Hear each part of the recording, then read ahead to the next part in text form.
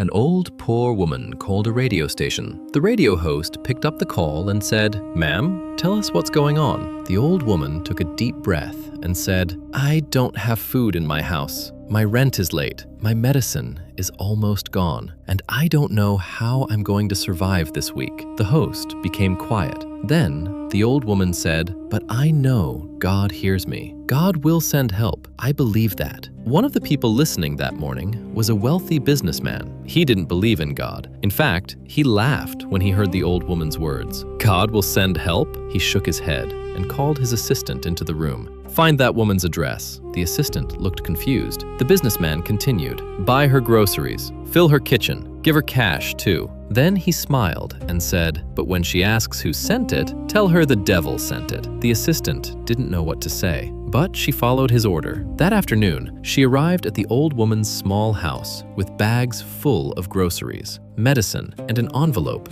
filled with cash. When the old woman opened the door, her eyes filled with tears. "Oh, my Lord." She covered her mouth with trembling hands. "Thank you, God. Thank you." The assistant carried the bags inside. The old woman kept smiling, crying, and thanking God over and over again. Finally, the assistant paused and asked, "Ma'am, don't you want to know who sent all this?" The old woman looked at her gently. Then she smiled. "Child, it doesn't matter who brought it. When God gives the order, even the devil has to obey." Sometimes help comes through people you never expected. Sometimes blessings arrive through hands that don't even understand why they're giving. But faith doesn't ask where the package came from. Faith knows who gave the command. So when life feels empty, when the door feels closed, when you don't know how, help will arrive. If this story touched your heart, leave a like, share it with someone who needs hope today, and subscribe for more powerful life lessons and emotional stories.